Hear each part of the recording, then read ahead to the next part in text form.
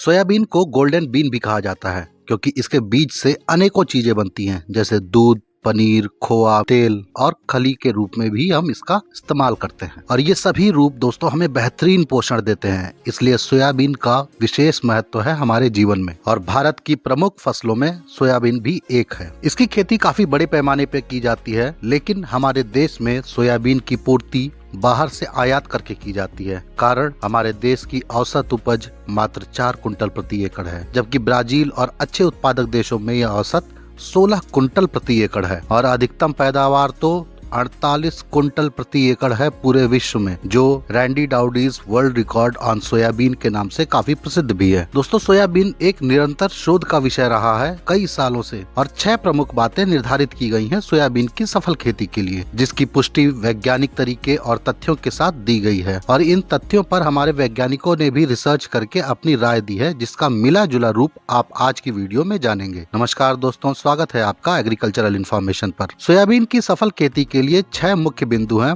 मौसम, खेत की तैयारी, खाद प्रबंधन, बीज संबंधित जानकारी, लाइन से लाइन की दूरी और स्प्रे प्रबंधन। शुरुआत मौसम से करेंगे क्योंकि यही हमारे नियंत्रण में नहीं होता है। सोयाबीन को बरसात की फसल इसलिए कहा जाता है क्योंकि बिना बारिश हुए बुआई संभव नहीं होती, क्योंकि बारिश से वातावरण में नमी आ जाती है जो खेत में पानी भरकर नहीं लाया जा सकता। और अगैती फसल करने के चक्कर में यदि आपने ऐसा किया तो जमाव तो होगा दोस्तों, लेकिन नवजीवित पौधा सोयाबीन में पहली क्रांतिक अवस्था होती है और वातावरण में नमी न होने पर इस समय पौधों में मृत्यु दर ज्यादा होती है। इसलिए बुआई हमेशा पहली बारिश के बाद ही करनी चाहिए। अब दूसरी क्रांतिक अवस्था सोयाबीन में फूल बनते समय और तीसरी क्रांतिक अवस्था फलियां भरते समय होती है। और इस समय भी आपके यहाँ बारिश पर्याप्त होनी चाहिए, यानी आपके खेत में पर्याप्त नमी होनी चाहिए। और अगर इस समय आपकी मिट्टी चटक जाती है तो सोयाबीन के उत्पादन पर इसका विपरीत प्रभाव पड़ेगा। और समय समय पर पानी की जरूरत दर्शाती है कि सोयाबीन की फसल को रुक रुक कर होने वाली बारिश अच्छी मानी जाएगी। लेकिन यदि आपके यहाँ लगातार बारिश से कई दिनों तक खेत भरा हुआ रहता है तो आपको सोयाबीन बेड पर लगानी चाहिए ताकि जड़ें पानी में ना डूबे, क्योंकि दोस्तों ज्यादातर समस्या सोयाबीन में पानी के असंतुलन से ही आती है। लेकिन अगर खेत की तैयारी अच्छे से की गई है तो पानी भरने के बावजूद भी सड़न की समस्या कम आएगी। लेकिन उसके लिए आपको अप्रैल में ही पलटा हल से गहरी जुताई कर देनी है, जिससे मिट्टी सोलराइज हो जाती है, यानी जीवाणु रहित हो जाती है। साथ में खरपतवार की समस्या भी कम हो जाती है। लेकिन पलटा हल चलाने के 15 दिन बाद आपको कल्टीवेटर से दोबारा खेत को जोतना पड़ेगा ताकि मिट्टी बारीक हो जाए और धूप अंदर तक पहुंच सके और अपना काम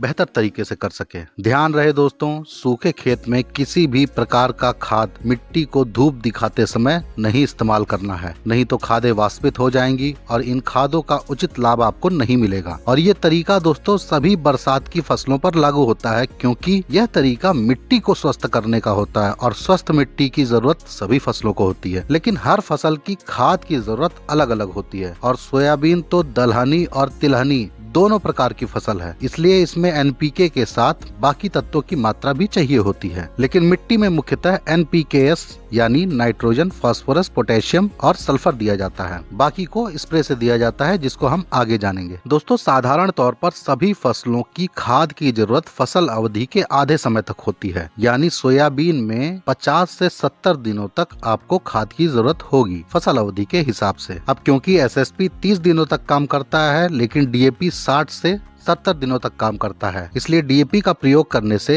इस समय तक फास्फोरस की पूर्ति की जा सकती है सोयाबीन में। इसके साथ डीएपी में नाइट्रोजन भी 18% होता है, जो शुरू में पौधों को उपलब्ध हो जाता है, इसलिए आपको अलग से यूरिया भी इसमें नहीं देना पड़ेगा। लेकिन कैल्शियम और सल्फर के लिए आपको जिप्सम जरूर ले लेना चाहिए। तो कुल मिलाकर प्रति एकड़ आपकी मात्रा होगी 50 kilo DAP, 50 kilo gypsum, 25 kilo IFFCO का नेचुरल पोटाश और 2 किलो सल्फर 90%, जिसमें प्रति एकड़ 1900 रुपए के आसपास का खर्च आपका आ जाएगा खादों का। अब दूसरा विकल्प है दोस्तों दानेदार एसएसपी के साथ इफ्को का पोटाश और यूरिया, जिसकी मात्रा प्रति एकड़ होगी दानेदार एसएसपी 150 किलो प्रति एकड़, इफ्को का natural potash 25 kilo, urea 20 kilo. इन खादों का कुल खर्च 1600 रुपए प्रति एकड़ के आसपास आ जाएगा। आप बजट और अपने क्षेत्र में खादों की उपलब्धता के हिसाब से किसी एक का चुनाव कर सकते हैं। लेकिन ध्यान रहे दोस्तों, डीएपी में 300 रुपए प्रति एकड़ का अतिरिक्त खर्च फसल को अतिरिक्त 20 दिनों तक फास्फोरस उपलब्ध कराएगा दानेदार एसएसपी की अपेक्षा, इसलिए डीएपी एक बेहतर विकल्प है एसएसपी की अपेक्षा। ये सारी खादें पहली बारिश के बाद बाद खेत में डालकर आपको रोटावेटर से जुताई करा देनी चाहिए, ताकि ये सारी खादें ऊपर के 4 से 5 इंच की मिट्टी में मिल जाएं और आपका खेत तैयार है बुआई के लिए। लेकिन बुआई से पहले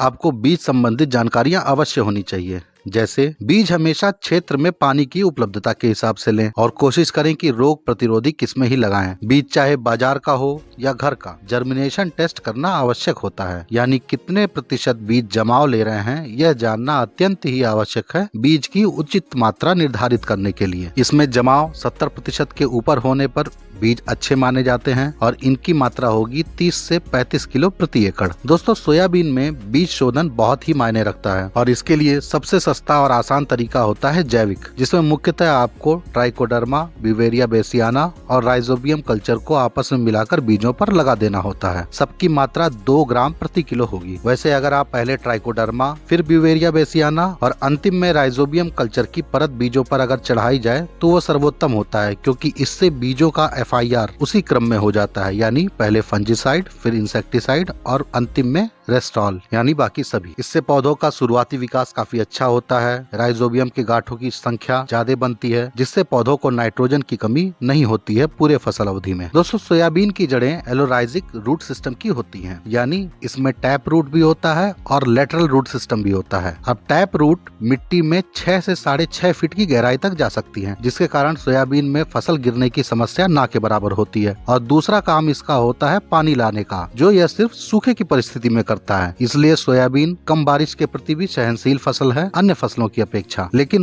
मुख्य काम लेटरल रूट्स करती हैं, यानी बगल की जड़ें। ये मुख्यतः 2 से 3 इंच की गहराई पर बनती हैं और 8 से 10 इंच की चौड़ाई एक पौधे की जड़ें घेर सकती हैं। ये जड़ें पौधे को सभी पोषक तत्व और पानी मिट्टी से उपलब्ध कराते हैं, यानी पौधे का संपूर्ण विकास इन्हीं जड़ों पर निर्भर करता है। और इसलिए पूरे विश्व में बीजों की गहराई 3 इंच और लाइन से लाइन की दूरी 20 इंच सर्वोत्तम माना गया है अधिकतम पैदावार लेने के लिए, विभिन्न शोधों के हिसाब से। क्योंकि इससे बीच में कोल्पा भी निकाला जा सकता है ट्रैक्टर से समय समय पर, जिससे बीच में नाली बन जाती है, खरपतवार कट जाते हैं और हवा का संचार मिट्टी भुरभुरी होने से बढ़ जाता है, जिससे जड़ों का विकास तेजी से होता है और संपूर्ण पौधा स्वस्थ रहता है। इसके अलावा लाइन से लाइन की उचित दूरी होने पर खेत में हवा का संचार काफी अच्छा होता है, जिससे फफूंदी जनक रोग और सड़न की समस्या भी कम आती है। रोग जैसे येलो मोज़ेक वायरस तेजी से नहीं फैलता है और इसका नियंत्रण भी संभव होता है। पूरे पौधे को प्रकाश मिलता है और यह इसलिए जरूरी होता है दोस्तों, क्योंकि सोयाबीन की फली जिस गांठ पर लगी है उसी गांठ का पत्ता मुख्यतः उस फली को पोषण देगा और उसके वजन के लिए जिम्मेदार होगा। और अगर बगल से धूप पौधे को नहीं मिलेगी तो सभी पत्ते ऊपर की तरफ जाने की कोशिश करेंगे और ऊपरी हिस्से का घनत्व तो बढ़ जाता है, जिससे फसल में रोग ज्यादा लगेंगे और स्प्रे का प्रभाव भी कम मिलता है। और आखिरी और सबसे महत्वपूर्ण बिंदु सोयाबीन की सफल खेती के लिए है स्प्रे से सुरक्षा, जिसको हम इसके पार्ट 2 में जानेंगे। इसलिए सब्सक्राइब करके दोस्तों जुड़ जाइए इस परिवार में, क्योंकि सोयाबीन की फसल में अभी समय है। और अगर आप चाहते हैं कि सोयाबीन के ऊपर और भी वीडियोस लाई जाएं तो लाइक करके यस कहिए। इंतजार रहेगा दोस्तों आपके जवाब का। तो दोस्तों मिलते हैं किसी अन्य वीडियो में एक नई जानकारी के साथ। धन्यवाद।